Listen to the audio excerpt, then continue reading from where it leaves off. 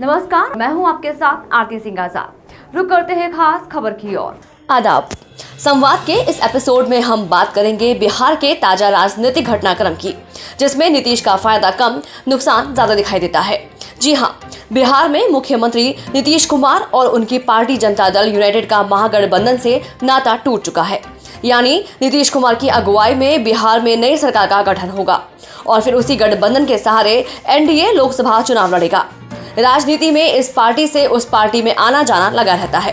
ये न कोई नई बात है और न ही असंवैधानिक या गैर कानूनी या नाजायज। राजनीति का ये मूल तत्व माना जाता है। आना जाना सिर्फ और सिर्फ नफा नुकसान के पैमाने की कसौटी पर देखा और परखा जाता है। बात अगर बिहार और बिहार के मुख्यमंत्री नीतीश कुमार के आने जाने की जाए तो भी आपको साफ पता चलेगा कि नीतीश कुमार को जब भी जिधर भी फायदा हुआ उन्होंने उस तरफ का रुख किया है। चाहे एनडीए से महागठबंधन में आने का मामला हो या फिर महागठबंधन से एनडीए में जाने का मामला हो, सभी जगह नफा नुकसान का ही मामला रहा।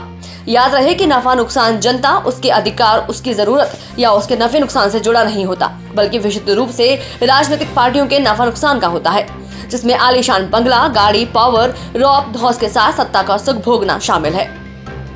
ऐसे में आज जबकि एक बार फिर नीतीश कुमार के पलटी मार दी है तो इस बात पर चर्चा जरूरी है कि इस बार किसका फायदा और किसका नुकसान हो रहा है।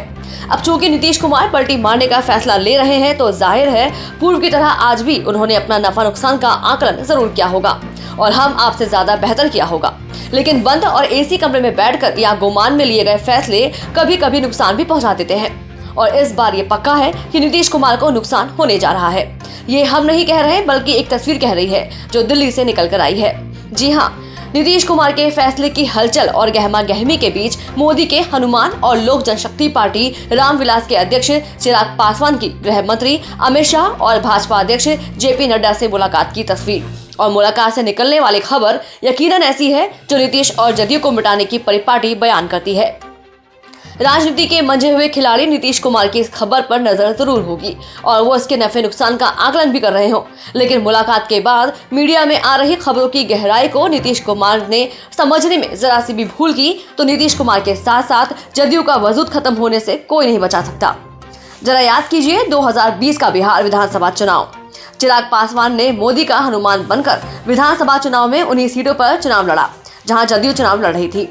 एनडीए गठबंधन में होने के बावजूद चिराग पासवान ने पीएम मोदी और गृह मंत्री अमित शाह की शह पर खुलकर नीतीश कुमार की लंका लगाई।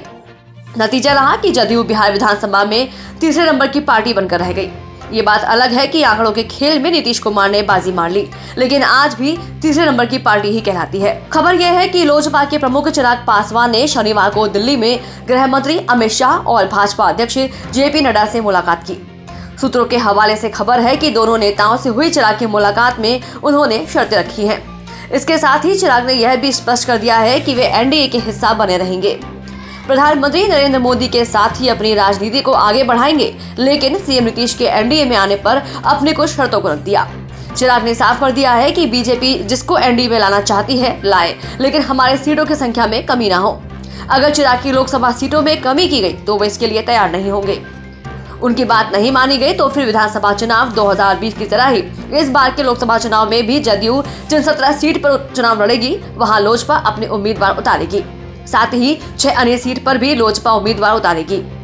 इस प्रकार कुल 23 सीटों पर लोजपा चुनाव लड़ सकती है। चिराग ने इसी तरह विधानसभा चुनाव 2020 में उन सभी विधानसभा सीटों पर उम्मीदवार उतारे थे जहाँ जदयू के उम्मीदवार थे। इससे जदयू को बड़ा झटका लगा था। यानी नीतीश कुमार ने फिर से एनडीए गठबंधन में जाने के जिस नफा नुकसान का आकलन किया हो वो तो अपनी जगह है, लेकिन अगर एनडीए में चिराग की मौजूदगी और पीएम मोदी और अमित शाह के परोक्ष रूप से चिराग पासवान के सहारे नीतीश कुमार और उनकी पार्टी को खत्म करने की मंशा को अगर नीतीश कुमार नहीं भाप रहे हैं तो इतना तो तय है कि 2024 के लोकसभा चुनाव के साथ ही जदयू तीसरी पार्टी तो इतना तो तय है कि 2024 के लोकसभा चुनाव के साथ ही जदयू तीसरी पार्टी तो दूर अपना वजूद नहीं बचा पाएगी। ऐसे और भी विश्लेषण देखने के लिए जुड़े रहिए अपने इसी चैनल लोक पंचायत पर।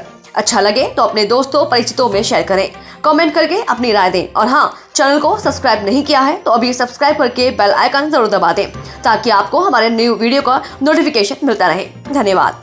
फिलहाल इतना ही। खबरों का सिलसिला लगातार जारी है। नमस्कार।